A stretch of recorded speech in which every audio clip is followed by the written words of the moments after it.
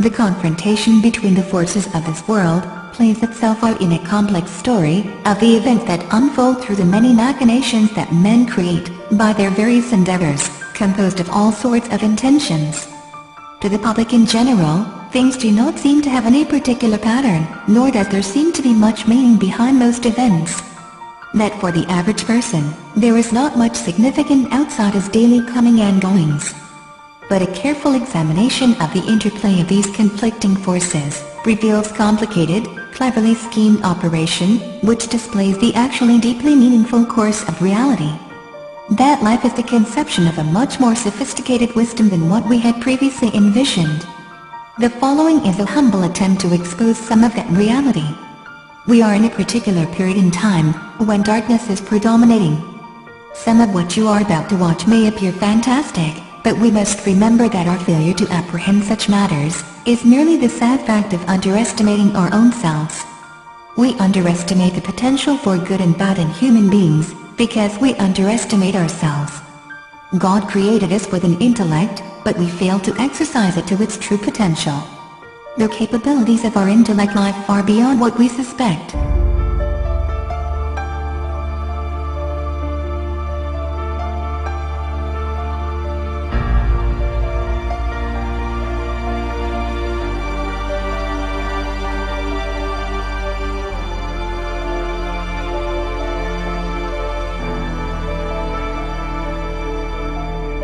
Welcome to the Solomon's Temple series.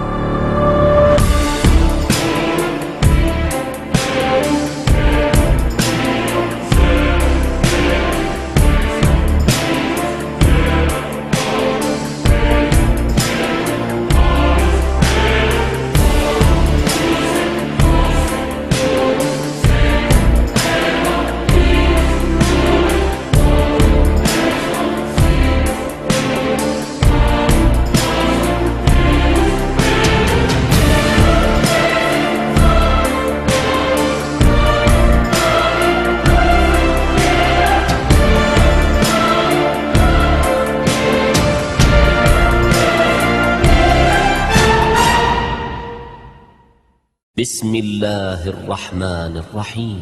ولما جاءهم رسول من عند الله مصدق لما معهم نبذ فريق من الذين أوتوا الكتاب كتاب الله وراء ظهورهم كأنهم لا يعلمون واتبعوا ما تتلو الشياطين على ملك سليمان وما كفر سليمان ولكن الشياطين كفروا يعلمون الناس السحر وما أنزل على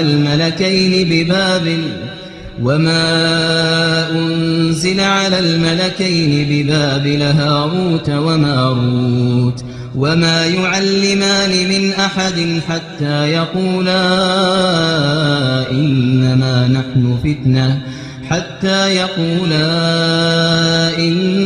نحن فتنة فلا تكفر فيتعلمون منهما ما يفرقون به بين المرء وزوجه وما هم بضارين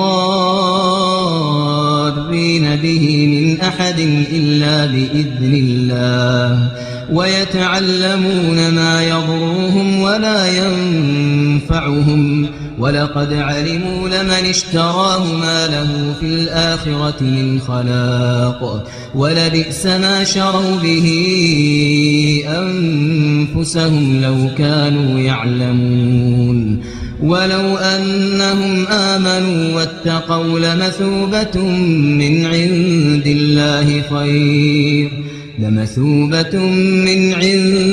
الله خير لو كانوا يعلمون.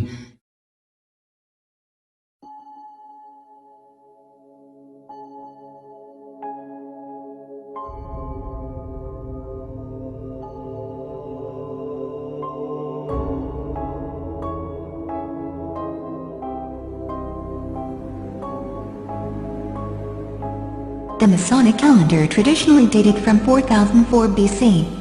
The creation of the universe Anno Mundi, as computed by Archbishop James Ussher in 1650. This was inserted by Bishop William Lord of Winchester as a marginal note in the grade 1701 edition of the English Bible, where it remained without explanation until 1900 when Cambridge University Press removed it from further editions. By the mid-18th century, Masonic usage had shifted to the year of light, Anno Lucis, which dated from 4000 BC. There is no Masonic significance to either date, other than a desire by early Masonic writers to create as ancient a lineage for Freemasonry as their imaginations would allow. By using the 4000 date, they could claim that their usage predated Ussher's promotion of the theory that Jesus had been born 4 years earlier than claimed by Dionysius Exiguus, the 6th century creator of the BC AD time system. The Masonic date adds 4,000 years to the currently accepted origins of the Christian era, or year of our Lord. It is less than 3 centuries off the date given by the Jewish calendar which, in its present form, dates from the 4th century BC and counts the years since zero the creation of the world according to its own reading of the Bible. This calendar is not accepted everywhere. The Masons of the ancient and accepted Scottish Rite, and in particular those at the Great at Night Kaddish, use the Hebrew months and a calendar based on Jewish chronology, or Anno Hebraico, also known as Anno Mundi. This calendar begins in mid-September and adds 3,760 years onto the Gregorian calendar. According to the Masons, the temple is an image of the world, and the beginning of the world establishes time. This time is known as the Year of the Light, or Anno Lucis.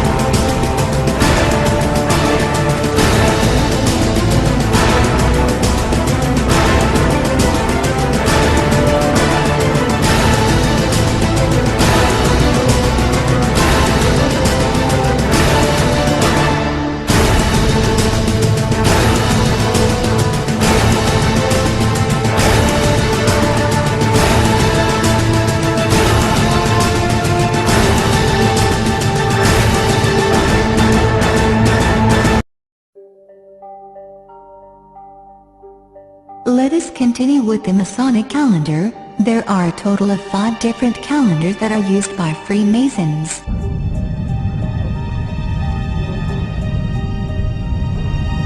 Craft Masonry's calendar commences with the creation of the world, and uses the term Anno Lucis, meaning, in the year of light.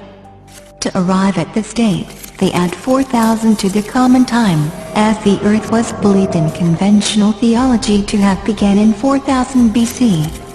Therefore the year 2007 becomes 6007. Royal Archmasons date time from the year of the Second Temple was commended by Zerubbabel. Anno Inventionis, which means in the year of discovery, is the terminology used by chapters. This adds 530 to the common time, therefore the year 2007 becomes 2537. Royal and Select Masters, or Cryptic Masons, date from the year in which the Temple of Solomon was completed. It is called Anno Depositionis, which means, in the year of the deposit, and adds 1000 to the common time. Therefore the year 2007 becomes 3007. Knights Templar start their calendar with the formation of the order, in 1118 AD. Anno Ordinus, which means, in the year of the order, is the terminology used. This deducts 1118 from the common time. Therefore the year 2007 becomes 889. The Scottish Rite date the same as Craft Masons, except for the use of the Jewish chronology. Anno Mundi, which means, in the year of the world, is their calendar terminology, and adds 3760 to the common time. Therefore the year 2007 becomes 5767.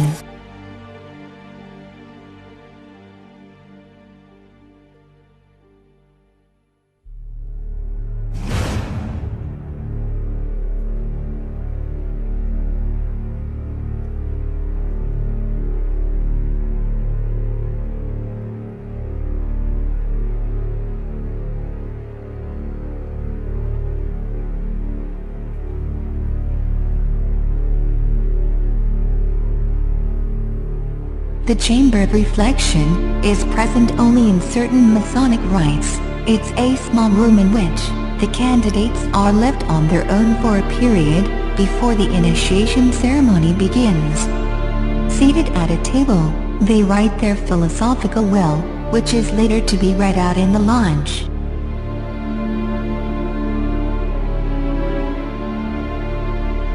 The initiate is alone with a sheet of paper and a pencil. The chamber of reflection is lit only by a candle, which casts its feeble light on a number of ornaments: a human skull, some bones, a lump of bread, a flask of water, an hourglass, a saucer containing salt and another containing sulfur.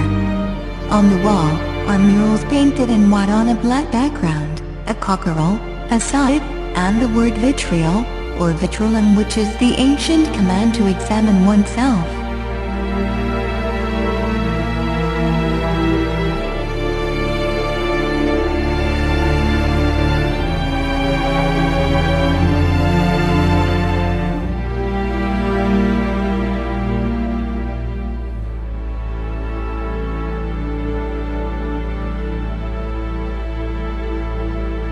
The chamber exists in the ancient and accepted Scottish Rite and continental European Lodge, but not in the emulation Rite.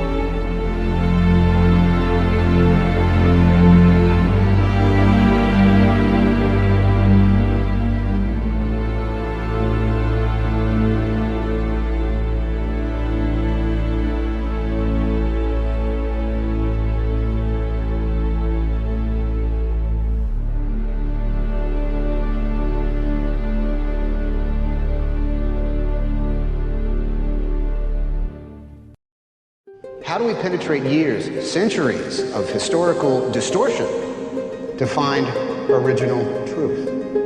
Tonight, this will be our quest.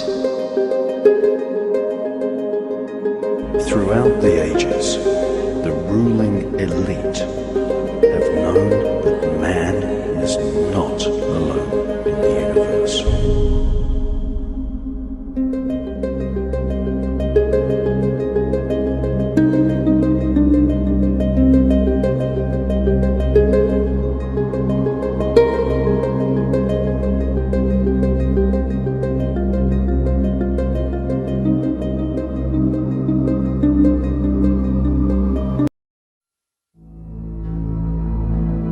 It is important to note that we are currently covering the fundamentals and historical aspects of Freemasonry.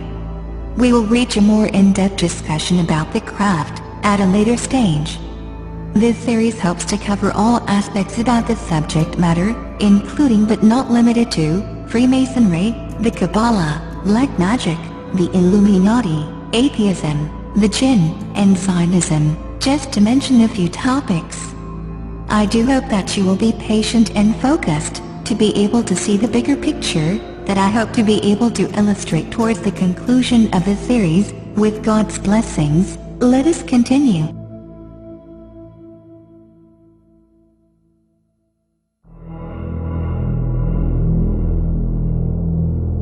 Let us begin by defining a few terms. Operative Masons are the early stonemasons, more famously known for building the Gothic cathedrals, abbeys and castles of Europe. However, the first Grand Lodge of Speculative Masonry was founded in London in June of 1717. The Freemasons began to accept what is known as Speculative Masons, or in other words, ordinary people who did not possess any of the stonemasons' knowledge or building construction abilities. Outsiders, or non-Masons, are labeled as profanes by the Masons. The reason why Masons use such a condescending term for non-Masons is because they do not possess the knowledge the Masons do, simply put. And the star on his skin? Pinnacle. And its meaning? Pinnacle is a pagan religious icon. Devil worship.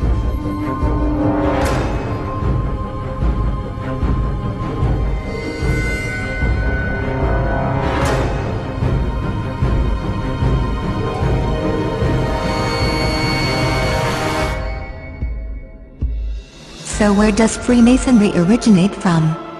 In the Cook manuscript of 1410, one of the oldest known texts which deals with Freemasonry, we read that, at the time of the construction of the Temple of Solomon, begun by King David, Solomon employed 24,000 Masons, and Solomon confirmed the rights which his father David had bestowed upon the Masons.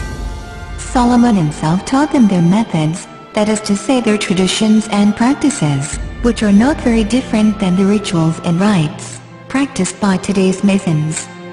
Operative Masons who read this text saw it as a historical truth. They believed that they were applying a craft which dated back to the time of King Solomon, and which he had codified. However, the date of the construction of King Solomon's temple has not always been the key date in the Freemasons' cosmology.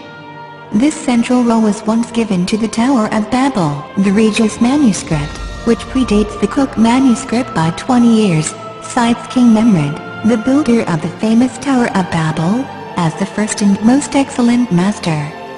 He it was, and not King Solomon, who gave the Masons their first charge, or in other words, their first rites, rituals, and practices. Masonic text known as the Thistle manuscript of 1756 says that King Nimrod created the Masons and gave them their signs and terms so that they could distinguish themselves from other people, or the profanes. It was the first time that the Masons were organized as a craft. It was during the early years of the 18th century that Freemasonry stopped seeing its origins in the Tower of Babel, and that King Solomon alone was considered the first Grand Master. The 18th century Masonic texts shed light on the ideas and attitudes at the time of the shift from operative Masonry to speculative Masonry. These texts are called the early catechisms. This strange and sudden shift by speculative Masons, who wanted to break away from the origins of the craft, which honored the Tower of Babel and King Nimrod, they instead preferred our wise King Solomon, or as a Mason's examination of 1723 puts it, Grand Master in his time of Masonry and architecture.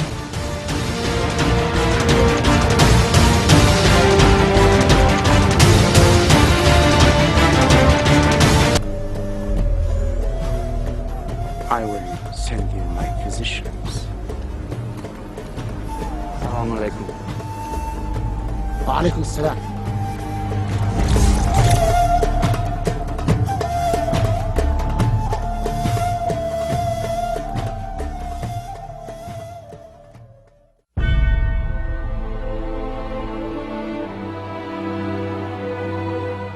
We have established that the origins of Freemasonry stem from ancient Babylon, which then made its way to Jerusalem, according to Masonic history. So how did the craft end up in Europe? Were the stonemasons really the originators of Freemasonry, or even the first Masons? How did these European stonemasons, or operative Masons, get their hands on something that was founded in the Middle East? Or were the stonemasons of Europe used as a cover or a scapegoat by someone else to be able to maintain their secret order? Let us examine this very carefully and trace back the correct history of the Freemasons.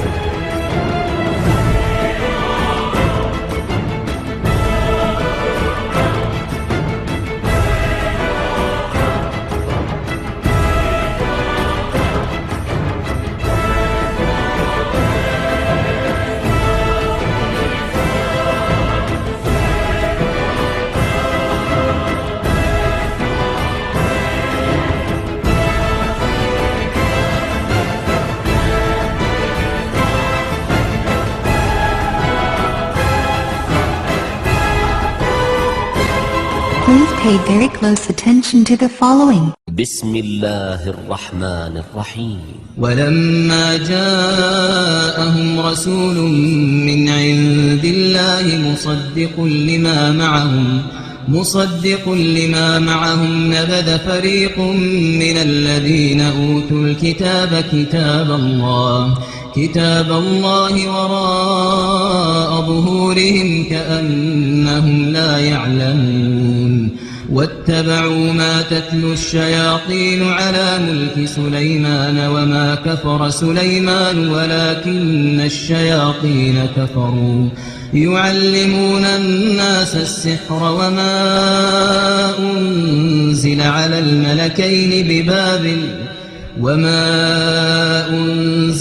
الملكين ببابل هاروت وماروت وما يعلمان من أحد حتى يقولا إنما نحن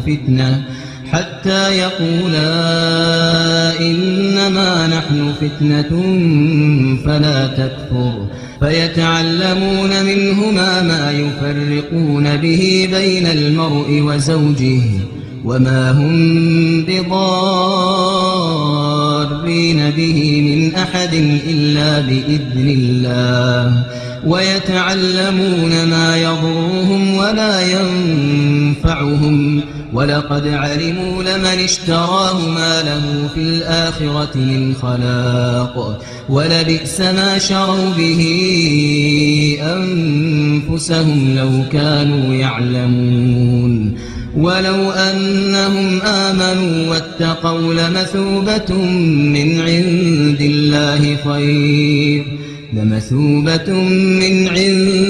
الله خير لو كانوا يعلمون.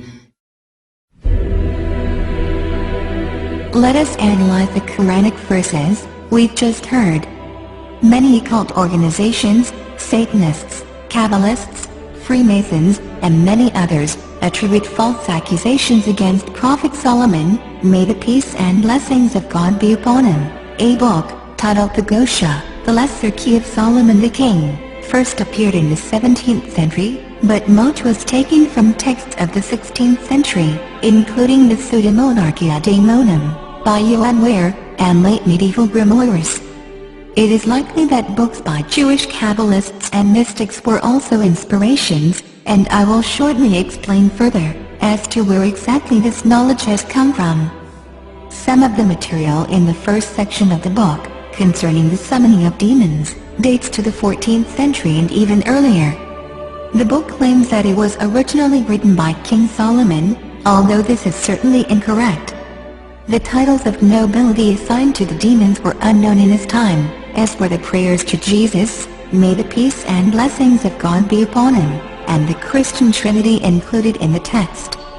The Gosha contains detailed descriptions of spirits and the conjurations needed to invoke and oblige them to do the will of the conjurer, referred to as the exorcist. It details the protective signs and rituals to be performed, the actions necessary to prevent the spirits, we will refer to these spirits as jinn, for the correct terminology, from gaining control, the preparations prior to the invocations, and instructions on how to make the necessary instruments for the execution of these rituals. In and on about the year 597 BC, King Nebuchadnezzar of Babylon besieged the kingdom of Judah, destroyed the first temple built by Prophet Solomon. He also exiled many of the children of Israel back to Babylon, and took them in as slaves, including the household of many of the elites. Babylonian records, called the Jehoiachin's Rations tablets, written in cuneiform and dating to 592 BC, mention some of the children of Israel elites as being recipients of food ration in Babylon. These years are called the Babylonian exile, or the Babylonian captivity. The Babylonian exile is distinguished from the earlier exile of citizens of the northern kingdom of Israel to Assyria around 722 BC.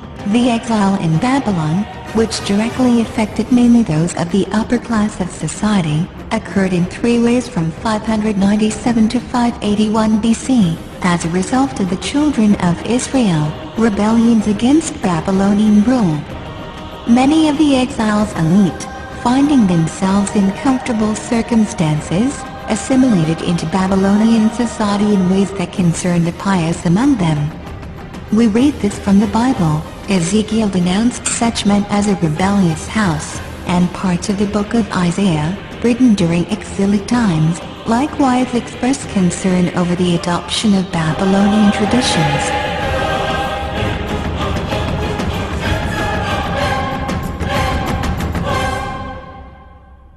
So what were these traditions that were learned by the children of Israel? يعلمون الناس السحر وما أنزل على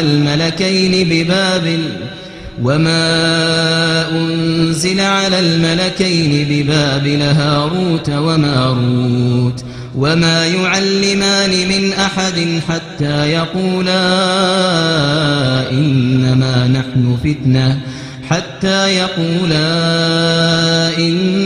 نحن فتنة فلا تكفر.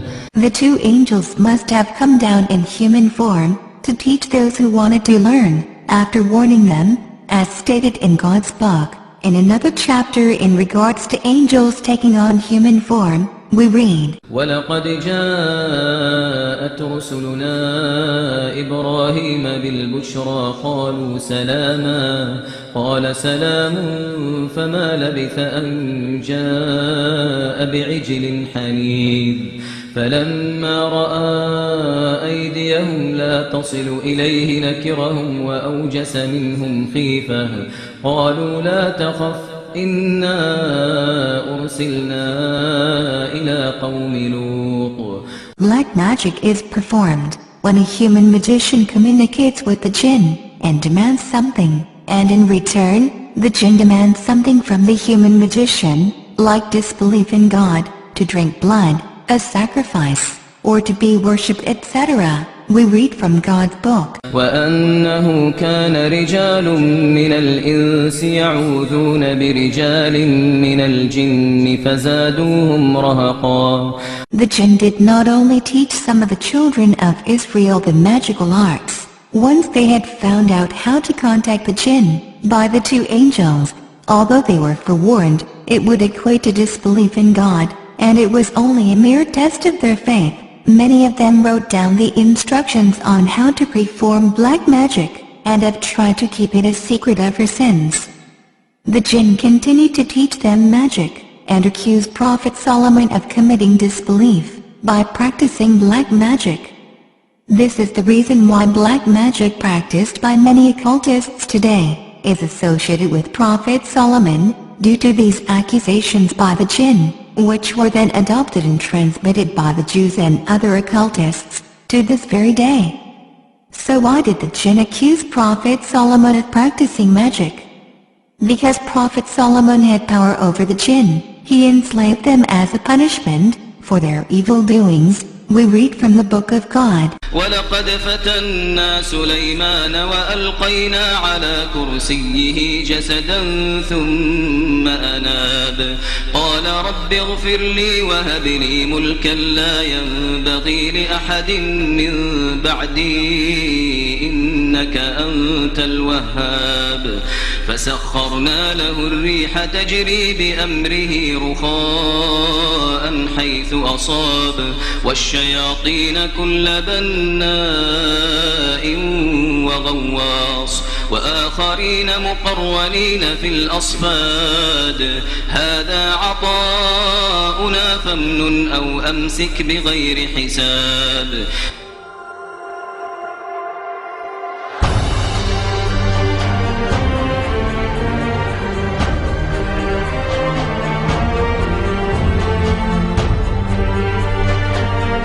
These be the 72 mighty kings and princes which King Solomon commanded into a vessel of brass, together with their legions.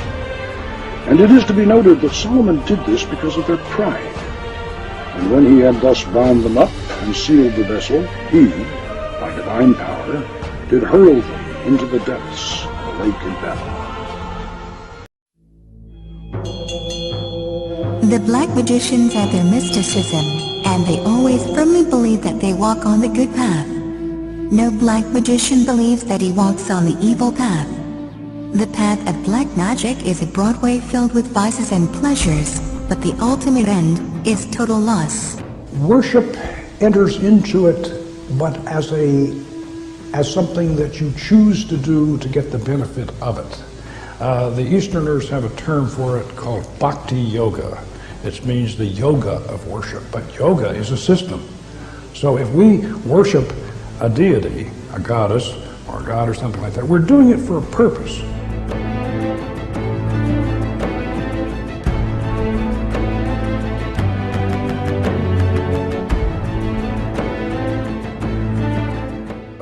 The Lemegeton and the Greater Key of Solomon, these handbooks of magic were attributed to Solomon for two reasons. Number one, he was the great magician, the legendary magician, and number two, these people were afraid to put their real names on the books because they'd get burned at the stake.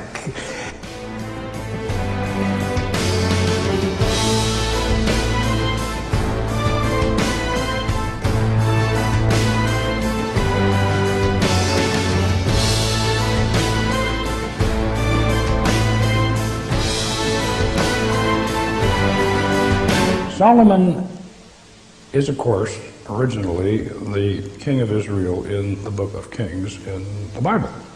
And he lived around 800 BC, and he was the great king who built Solomon's temple. So now from his legend, if you will, arises the Masonic fraternity, and also arises the legend of Solomon the great magician. He supposedly mastered the demons and the spirits, and as the Arabians say, the jinn. I didn't bother to do a closing pentagram or to close the circle or to banish the spirit or anything like that. So we just left.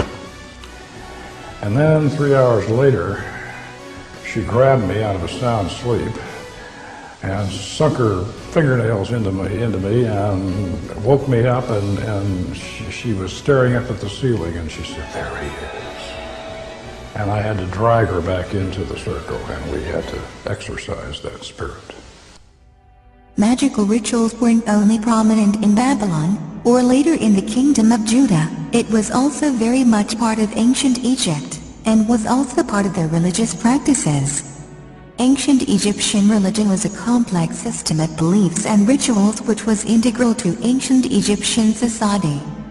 It centered on the Egyptians' interaction with a multitude of deities who were believed to be present in and in control of the forces and elements of nature. The myths about these gods were meant to explain the origins and behavior of the forces they represented, and the practices of Egyptian religion were efforts to provide for the gods and gain their favor. Formal religious practice centered on the pharaoh, the king of Egypt. Although he was a human, the pharaoh was believed to possess a divine power, and was considered a god by virtue of his kingship.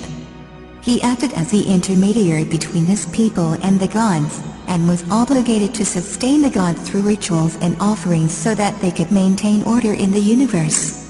Therefore, the state dedicated enormous resources to the performance of these rituals and to the construction of the temples where they were carried out.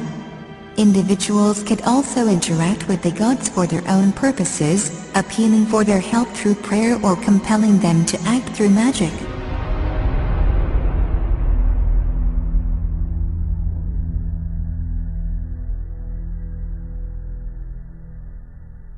As the mystery religion spread all over the world from Babylon, they found expression in all countries of the ancient world with only a change in the names of the gods and slight variations in the rituals.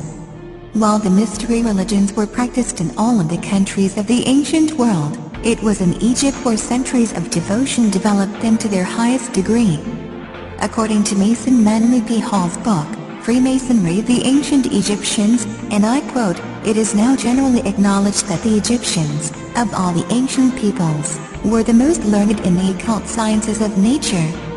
The wisest of philosophers from other nations visited Egypt to be initiated in the sacred mysteries by the priests of Thebes, Memphis, and Hermopolis. There is indeed, as we have established, a very definite link between the Egyptian mystery religion and the Masonic Lodge. This link can be readily established from the words of Masonic authors, and testimony can be provided to remove all reasonable doubt."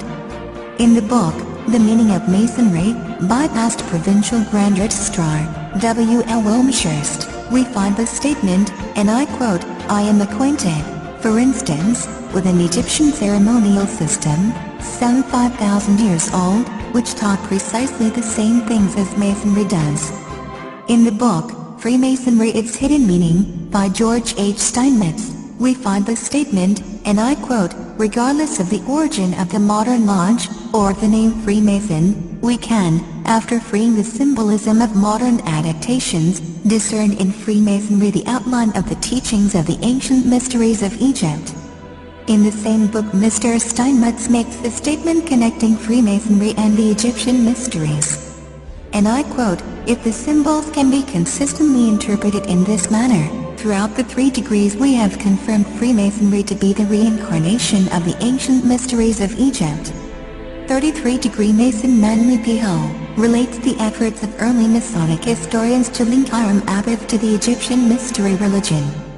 Early Masonic historians such as Albert Mackey, Robert Fregould and Albert Pike were of a single purpose in their efforts to establish a definite correspondence between the Hiramic legend of Freemasonry and the Osiris myth as expounded in the initiatory rituals of the Egyptians. From the Lost Keys of Freemasonry by 33rd degree Manly P. Ho, man is a god in the making, and as in the mystic myths of Egypt on the potter's wheel he is being molded. Unas eats magical charms, behold, Unas eateth the that which the red crown sendeth forth, he increaseth, and the magical charms of the gods are in his belly. The following quote is a comment on the texts about King Unas by the translator of the Egyptian Book of the Dead, each Wallace Budge, the notion that, by eating the flesh, or particularly by drinking the blood, of another living being, a man absorbs his nature or life into his own, is one which appears among primitive peoples in many forms. It is indeed an accurate assessment that these murders in the Unas texts were performed in a ritual and religious manner for the purpose of obtaining the life force or energy force of the victim. Not only was this the purpose of these ancient Egyptian texts, but it is also the purpose behind modern Satanism. This common underlying purpose can be seen by comparing these texts and their assessment with the words of Master Satanist, a 33rd degree Scottish Rite Grand Master, and a 97th degree the Rite of Memphis, of Aleister Crowley. He writes, and I quote, "The blood is the life." This simple statement is explained by the Hindus by saying that the blood is the principal vehicle of vital prana. It was the theory of the ancient magicians, that any living being is a storehouse of energy varying in quantity according to the size and health of the animal, and in quality according to its mental and moral character. At the death of the animal this energy is liberated suddenly. For magical purposes the animal should therefore be killed within the circle, or the triangle, as the case may be, so that its energy cannot escape. An animal should be selected whose nature accords with that of the ceremony. For the highest spiritual working one must accordingly choose that victim which contains the greatest and purest force. A male child of perfect innocence and high intelligence is the most satisfactory and suitable victim. Those magicians who object to the use of blood have endeavored to replace it with incense. But the bloody sacrifice, though more dangerous, is more efficacious. And for nearly all purposes human sacrifice is the best. Here is an undercover footage of a goat being sacrificed inside a pentagram, in a Masonic lodge in Turkey, for a high degree initiation.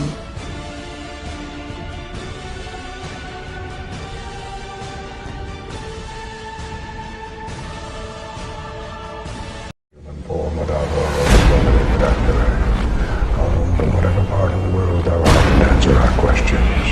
Come presently, come visibly, come after us that which we desire. Call the living God.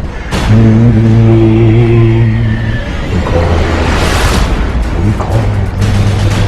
Shaddai, come, wide is thy area. Adonai, Shaddai.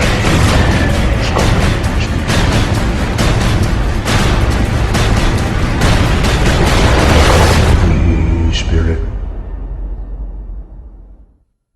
بسم الله الرحمن الرحيم قل أوحي إلي أنه استمع نفر من الجن فقالوا إنا سمعنا قرآنا عجبا يهدي إلى الرشد فآمنا به ولن نشرك بربنا أحدا وأنه تعالى جد ربنا ما اتخذ صاحبة ولا ولدا وأنه كان يقول سفيهنا على الله شططا وأنا ظننا أن لن تقول الإنس والجن على الله كذبا وأنه كان رجال Temple of Solomon, or what they were later to be known by, the Knights Templars.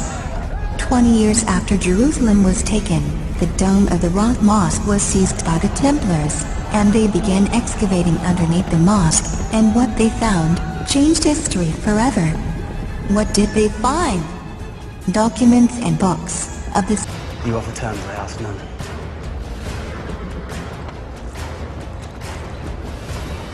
I will give every soul safe conduct to Christian lands. Every soul. The women, the children, the old, and all your knights and soldiers, and your queen. Your king, such as yours, I leave to you, and what God will make of it. No one will be harmed. I swear to God. Christians butchered every Muslim within the walls when they took this city. I am not those men. I am Salahuddin. Salahuddin. Once the Templars arrived back in Europe, they became very wealthy, they became the bankers, and the finances of all the European monarchs. In 1307, or 120 years after their departure from Jerusalem, their secret order was in place and fully operational.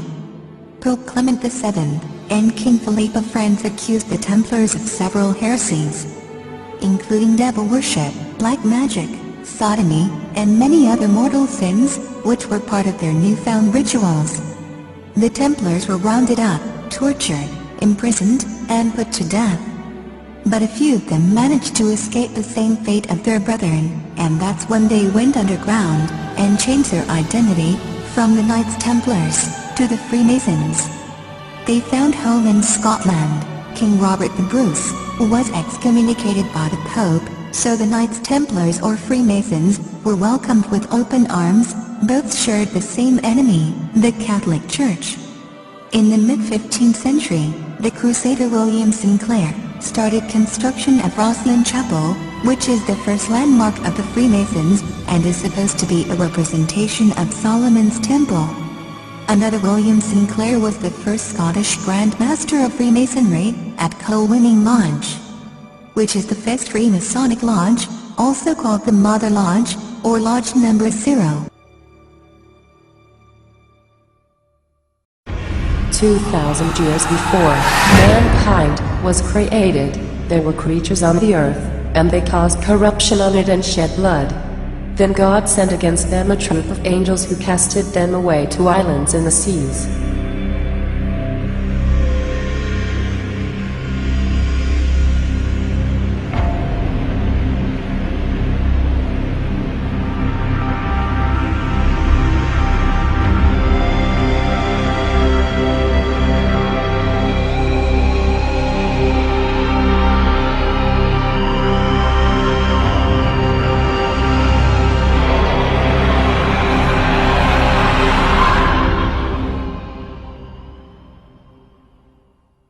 It is time to start defining and explain some of our subject matter I have mentioned previously, and will continue to mention throughout the series. We will go back and sketch the history of the Masons and further discuss their craft. But for now, let us ask a question: who are, or what are the Jinn? They are unseen creatures that we share this earth with. They are interdimensional creatures that have been called by many names: aliens, spirits, Ethereans, ultra-terrestrials, and more. In God's book, the Holy Quran, their creator, God Almighty, gives them a name: the Jinn.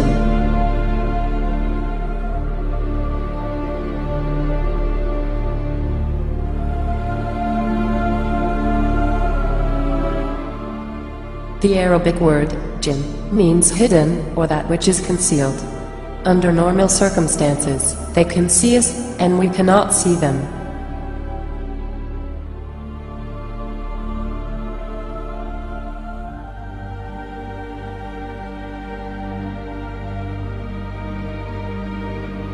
The jinn have a free will to choose, just like human beings.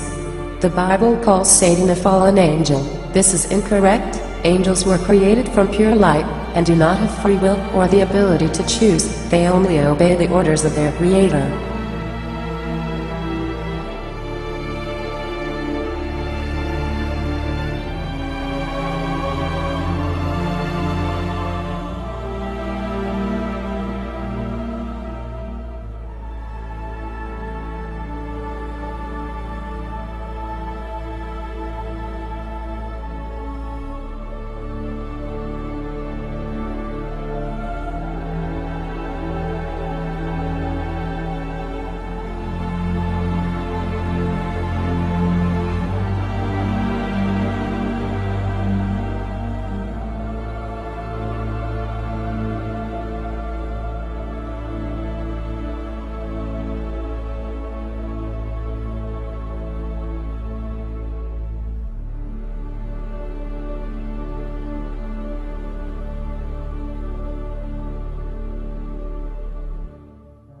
The jinn are of three types: those who have wings and fly in the air, those who resemble snakes and dogs, and those who travel about ceaselessly.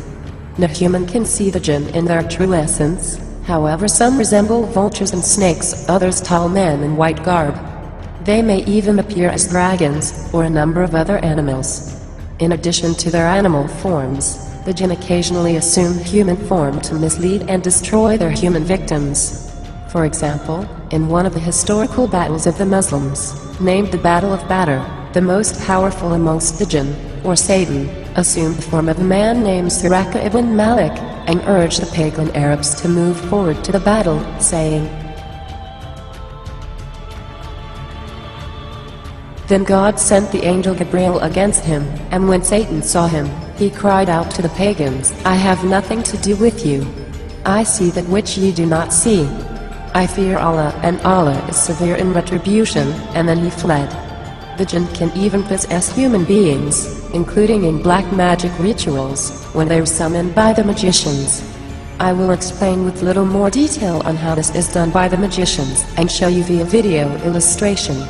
Unlike humans, the jinn live for thousands of years, and have the ability to see angels as previously mentioned.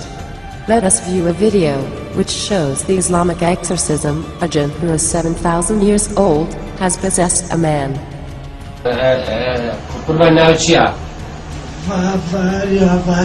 فاريا شوف تغير اسمه يقول اسمي فاريا فاريا وين أهل فاريا؟ كونغو كونغو شنو كونغو أستاذ كونغو شيا؟ كونغو اسم المملكة جمهورية في أفريقيا. في أفريقيا نعم. كونغو أنت شو اسمك؟ فاريا أنت مسلم مسيحي يهودي؟ جولك يعني يهودي. شو يقول أستاذ؟ يهودي. يقول عن يهودي. كل الزين الله أكبر. شوف أنت مرة ثانية تجي يمي مو صحيح يا هذا الأخ علي محمد جيت يمه؟ يقول نعم نعم. أنت تستسلم إنه ما تسلم. أنت يا مسلمان يا نبي مسلمان.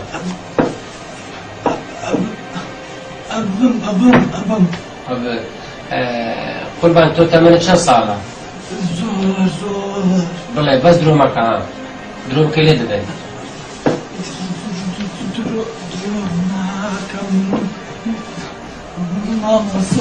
شن صار يا قربان؟ لازم انتو راز بله تمنى شن ده. بس بك.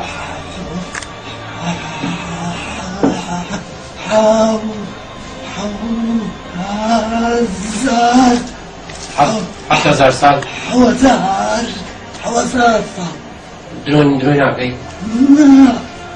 الله أكبر. هذا يقول أني مرأة عمري 7,000 سنة وأني أهلي بالكونغو هو منطقة أفريقيا. أنت أسود أترشي قربان تو ساحر عندنا سيف الغاز عندنا سيف لا قربان تو بو شاتنا ولا شيء والله يا أسينا هو استاذ ايه ايش بده أسئلة تقوى ايش بده أسئلة تقوى بتكون أحلى هو استاذ أميس شو عنا شي زور شجاع بخ جوان بالتشاوك يا كاري ترى عشق يقول يقول هذا كان يشتغل باليونان يشتغل باليونان وأنا عاشق لأنه جميل جدا. أنت بارك الله تو أتواني بسبب لشيهم كسيف؟ لا هذه بو ولا لا شيء من لا شيء هذا لا بو ناتواني ولا لا شيء من وازي لي بينا ما أتواني بو أخذ بو ناتواني خواب زام دبر شيء بو ناتواني سبوك راسي كان بلي عزك معك كتب رابط وخلد الانجن دلويا لا تدروني هذه بوت عندهم عالي مكان ما مستيقن إنكار ذكر قسم من الشيوخ وساداته الدكتور طارق الهاشمي هو عنده قناة فضائية يقول الجن هو وسواس ما يعبد جسم الإنسان هذا كلام صحيح؟ لا يدخل جسم الإنسان جني؟ نعم اسمع يا الدكتور طارق الهاشمي وأيها العلماء الإسلام أنتم تقول احنا عالمين هذا يقول الجن يدخل جسم الإنسان وهذا شو بعينكم صوت وصورة زورن الابرو كده الابرو نتشندر قربان نتشندر يقول الملائكة يقول روح إذا ما تروح سيرا ندك كوجينا في الروي استهدنا على شوية من برامج راو نتشندر هو استاون وزورن والله ملائكة زورن خاوني دوران أما تسمى يا كتير كيف كتير قرآن الله أكبر يقول عندك كتب عن القرآن معجزة الله أكبر ونسى برنامج إخوائي برنامج قل أوحي إلي أنه استمع نفر من الجن فقالوا إنا سمعنا قرآنا عجبا يهدي إلى الرشد فآمنا به ولن نشرك بربنا أحدا وأنه تعالى جد ربنا ما اتخذ صاحبة ولا ولدا ولهم عذاب واصب إلا من خطف الخطفة فأتبعه شهاب ثاقب صدق الله العظيم. تيجي شو قربان؟ الزباب شهادة بنا أشهد أن لا إله إلا الله أشهد أن لا إله إلا الله لا إله إلا الله وأشهد أن محمدا رسول الله وعيسى رسول الله رسول الله عبد الله وموسى نبي الله عبد الله خلاص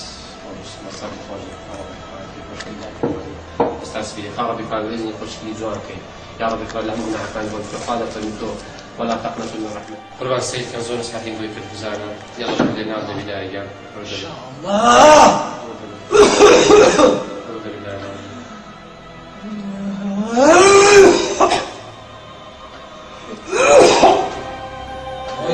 ناضي شو الرداية؟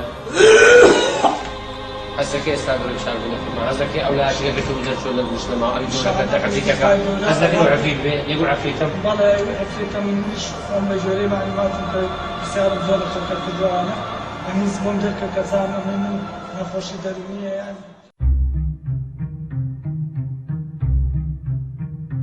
There's one thing you should know about me.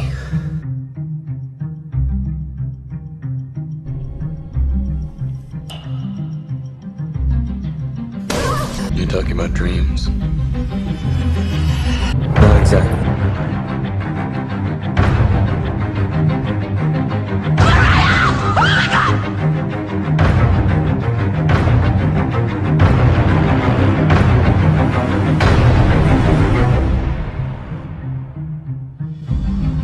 We create the world of the dream. We bring the subject into that dream.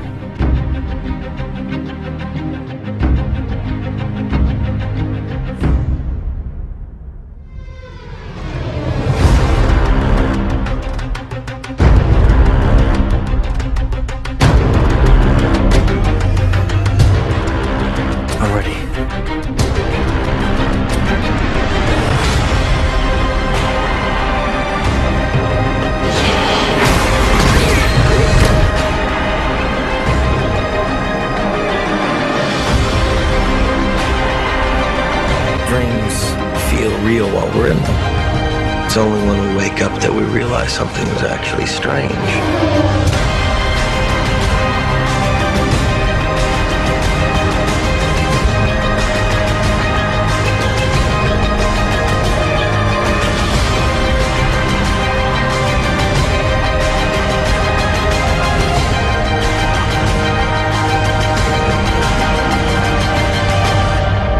I have it under control.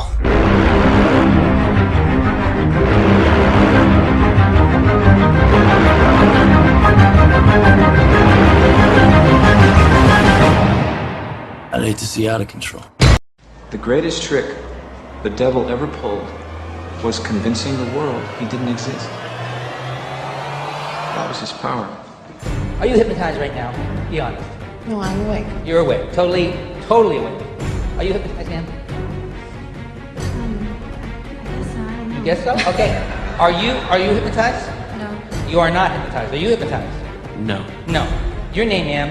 Patty. Your name, sir? Mary.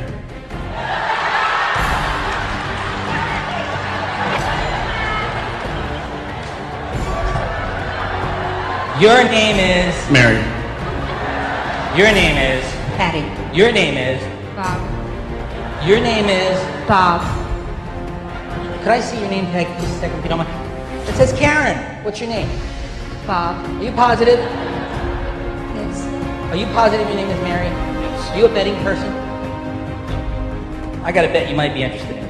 I'm willing to bet you $500 that your name is actually Paul, not Mary. I'll bet you $500 your name is Paul. Would you take that bet? No. What's your name? Mary. I'll bet it's Paul. Would you bet $500 it's Mary? Yeah. Would you shake on that? Before you shake. How many people in this room think his name is Paul? Can I see by show of hands? See all those hands up there? See them all? How many people think his name is Mary? See up.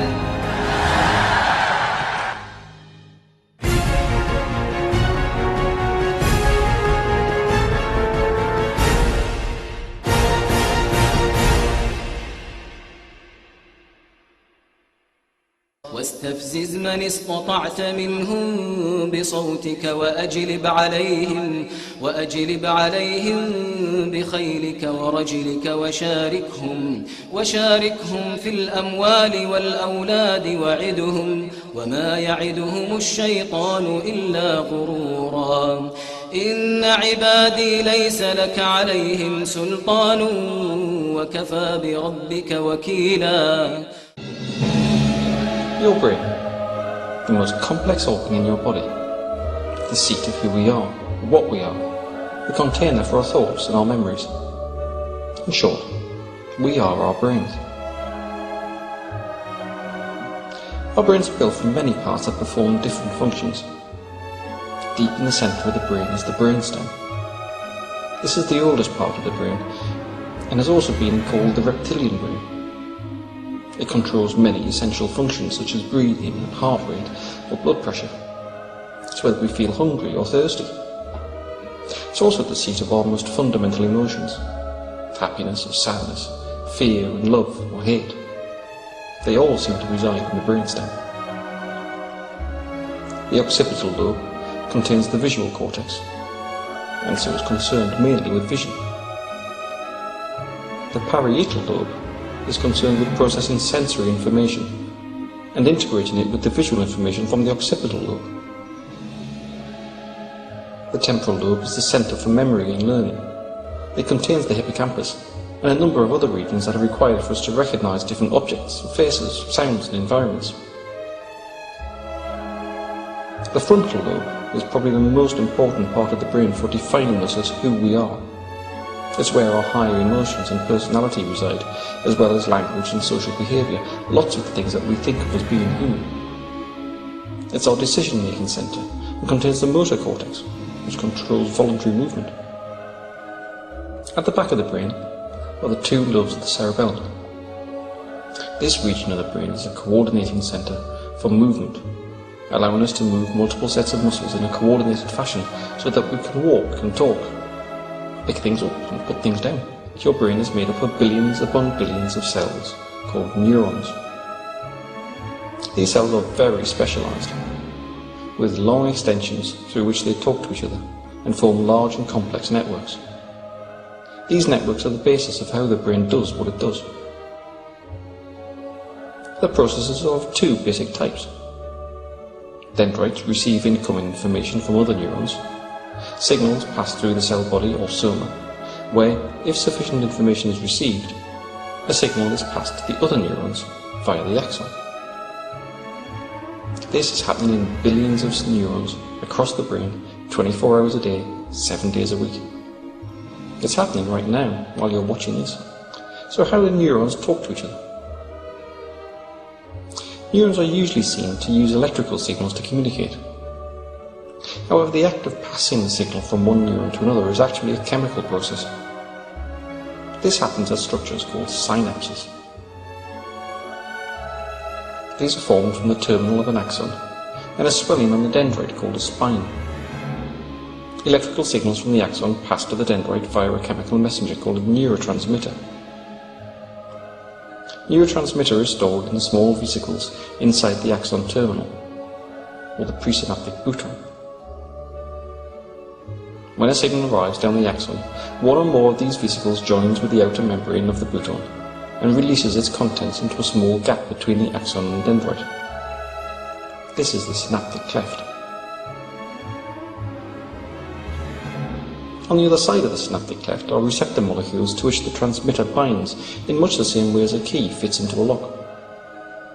The receptor molecules act as poles through the outer membrane of the dendritic spine, allowing charged atoms or ions to cross.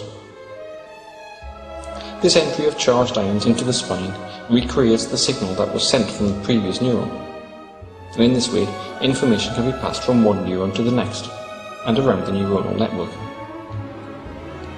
Although we've seen only one neuron here talking to one other neuron, in reality each neuron talks to many, many others and can have thousands upon thousands of spines. In this way, an extraordinarily complex system can be built that allows us to see, hear, to experience the world around us. It allows us to walk and talk, and to laugh and cry, and to be who we are. So we really are our brain.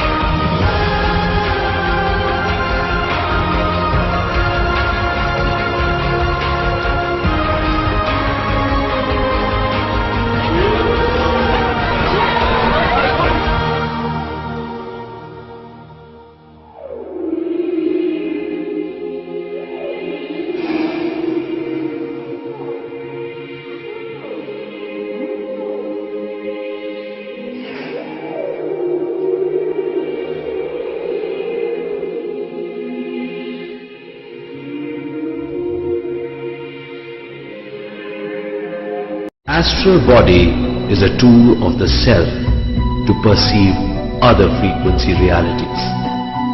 Astral body is one more form of our consciousness, just like our physical body. In normal condition, our consciousness is spread throughout our physical body. When we receive sufficient amount of energy and when we feel to perceive other frequency realities, consciousness moves in the form of astral body. We perceive astral body experiences unconsciously in our sleep, which we call dreams. One can perceive astral body experiences consciously in meditation. Astral body travels beyond space and time. After conscious astral experiences, we start perceiving new dimensions.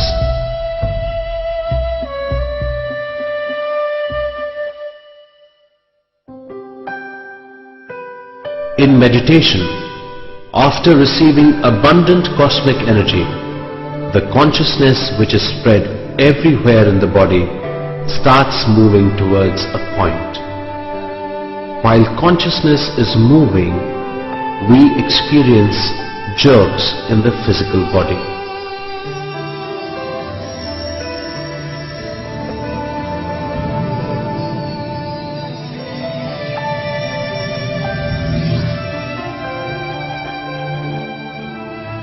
We feel as if our body is floating.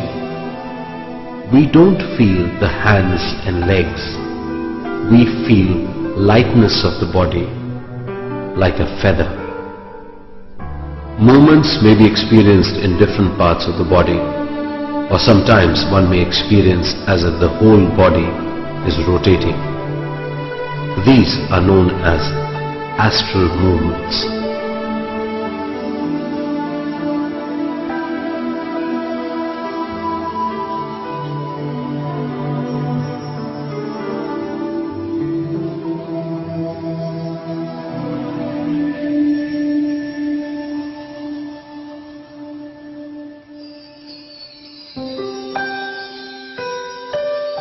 By practicing more and more meditation, we get more cosmic energy.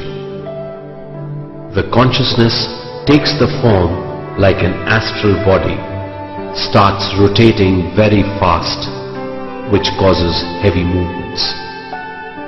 After the movements, the astral body starts coming out of the physical body with a link called silver cord.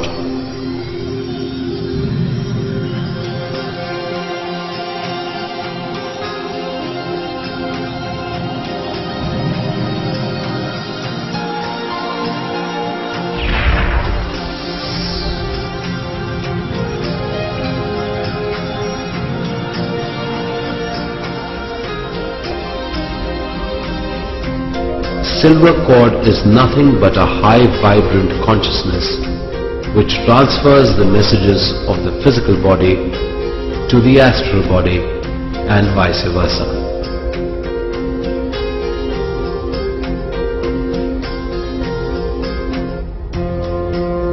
With this we do astral travel.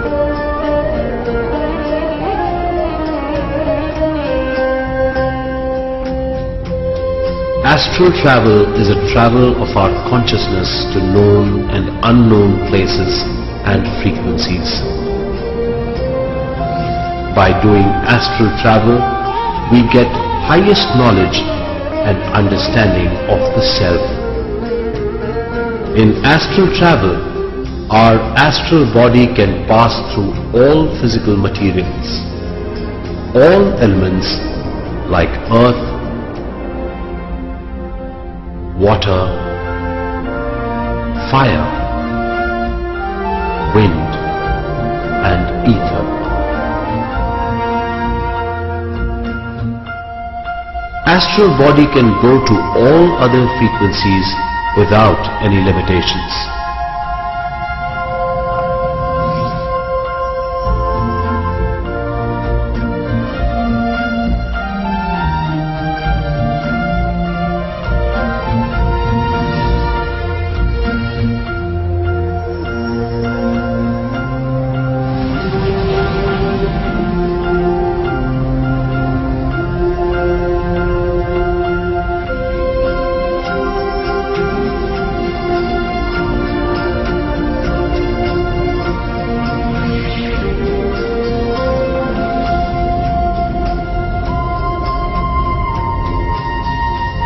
After coming out of the body, the meditator sees his own physical body.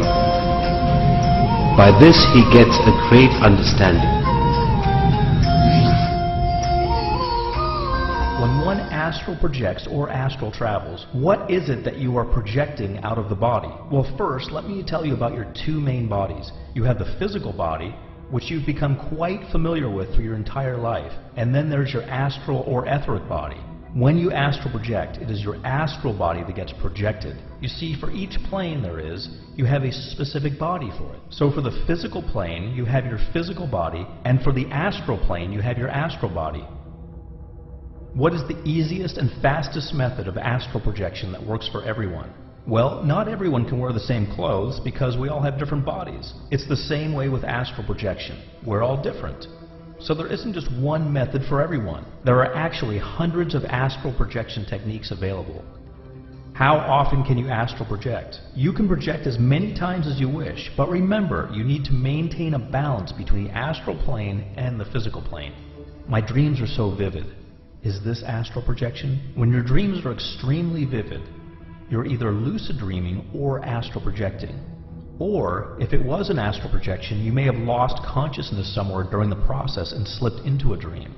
Can two people in a room astral project at the same time and meet up in the astral realms? Yes. You can astral project together. You can see each other, you can communicate, and share an astral experience together.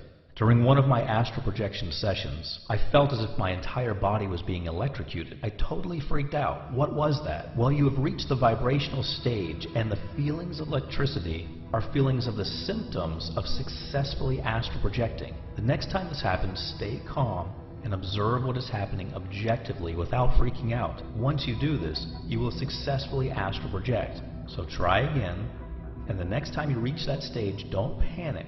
Just know that you are very close to success.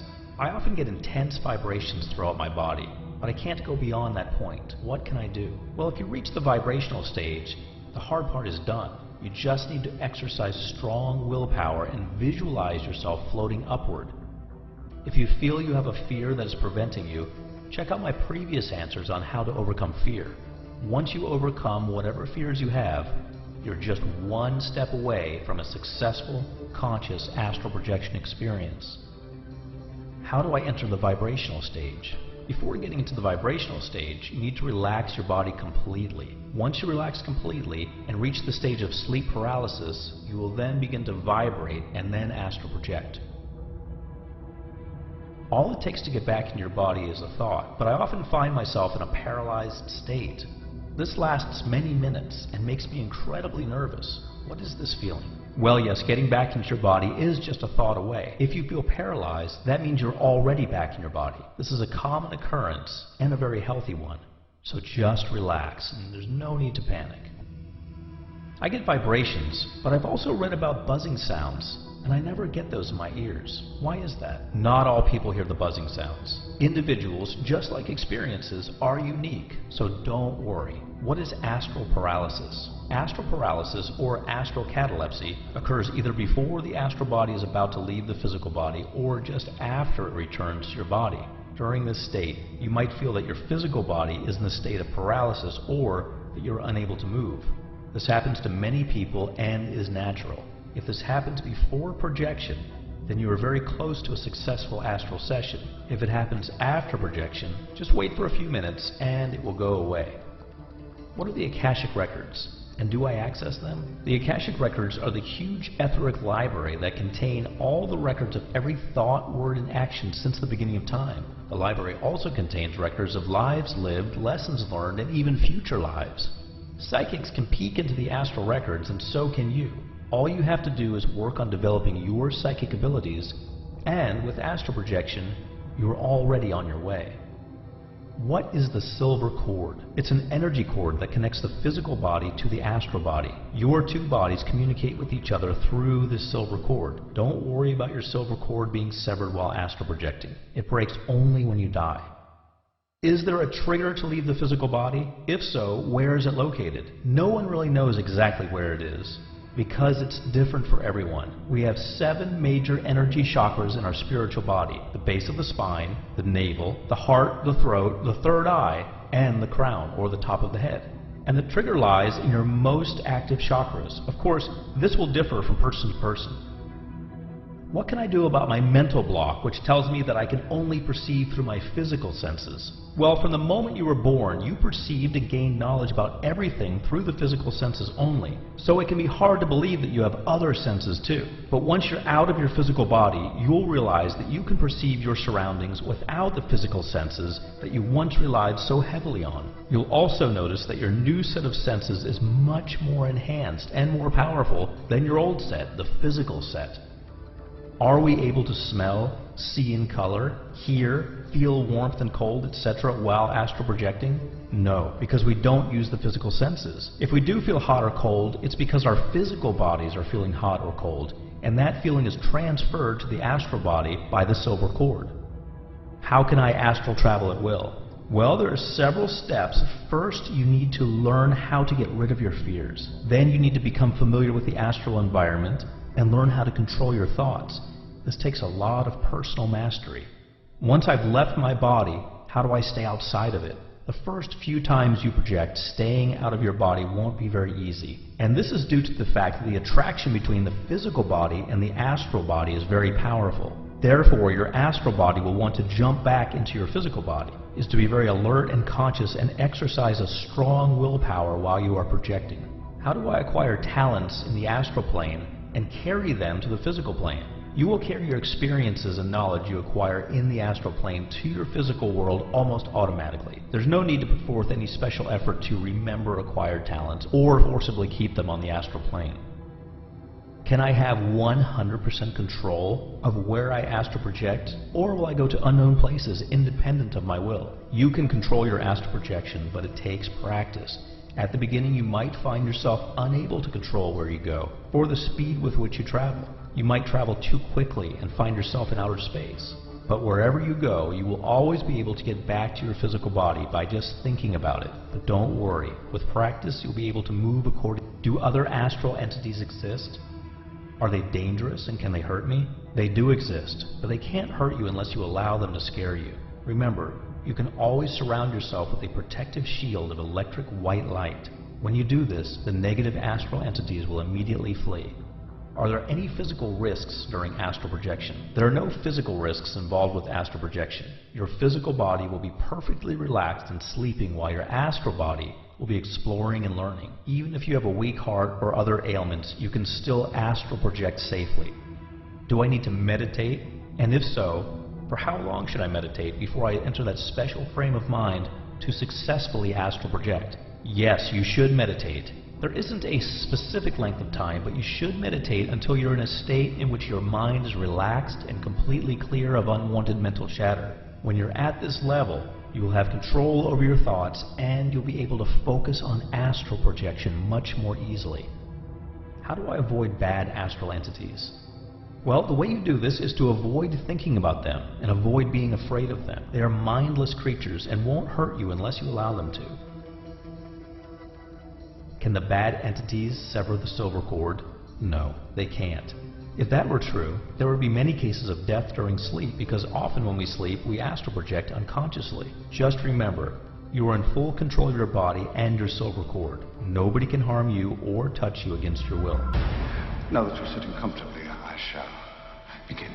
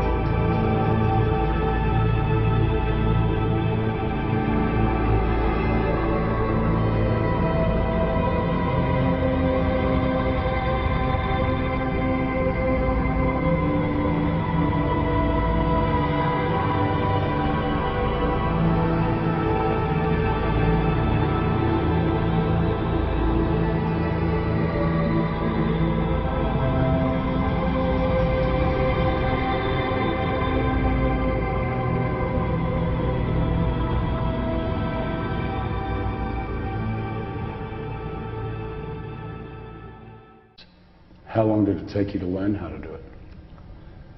It took me about 6 months before I was at the point where I could start doing Solomon's magic with a goetic mirror.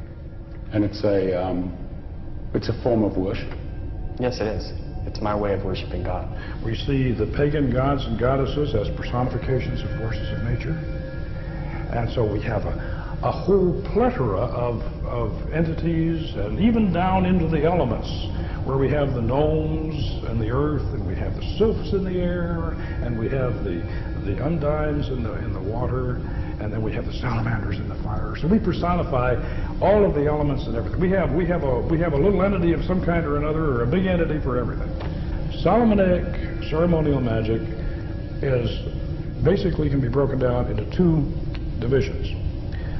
The invocation of the angels, the holy angels, to protect you and inspire you and fill you with the power of God, and then when you've got that mastered, then you set up the dark mirror and the triangle, and then you go for what some people would refer to as the demons. But you use that angelic power, which you've already acquired through the crystal ball in the center of the circle and on the altar, and you've got the power of those angels to control the demons that you evoke. You evoke them out of your deep mind. And so Solomonic magic, all the way from back in the Middle Ages, can be broken down into those two facets. Tell me the procedure we're going to go through tonight, just what you're going to do, what we're going to see. What you're going to see is the evocation stage of Solomon's magic. This is the advanced stage after you have gone through the series of angelic invocations, which we're not going to specifically do tonight. They've already been done.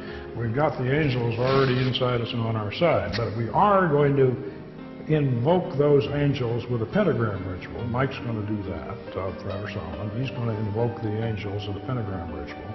Then I'm going to open up the psychic centers, because we are, as far as I know, we are the only lodge in the West that has a full operating system of chakras. We have all the planets and the spheres of the Kabbalistic tree of life right in one straight line. So we operate that way. So we're going to have a ritual after Mike does his pentagram ritual and establishes these four angels that we're talking about and gets them to protect us and cast the circle. Then I'm going to open up the particular sphere that we're working in, the lunar sphere. Then from there we're going to go on up to the sphere of Jupiter. And then we're going to circumambulate around the circle, the magic circle, clockwise, sunwise. And then we're going to get on that mirror, and Mike is going to be staring into the mirror, and I'm going to sit behind him as the magus, and I'm going to conjure, and he will go into a trance. We'll both be in a trance, actually. Before I'll ever do an operation, I usually know what spirit I'm going to do. And my mindset will already begin to be geared towards that spirit, and I'll already be interacting with the energies of that spirit. And then by the time I do the operation, the spiritual energies from that spirit will actually come inside of me, to the point that I'll be able to look in that mirror, and my reflection will actually morph into the spirit that I'm having a conversation with. His reflection blanks out, and as I'm conjuring, then what comes back in is going to be the spirit. What does it feel like? Are you aware of what's happening, or are you in a total trance? Can you remember what's happened? I am aware of what is happening, but there is somewhat of a transformation that does occur. So what's inside of me isn't really what's me speaking. It's these ideas that are pouring through me from a foreign energy. And these foreign energies will begin to express themselves in their own unique ways that I'll eventually realize are not my own thoughts. When we videotaped the actual summoning of the spirit in the temple, there were no rehearsals and no retakes. So what you're about to see is real, shown exactly as it happened. And in my professional opinion, it's one of the most remarkable documentations of a supernatural event ever recorded. It lies in the Book of Spells.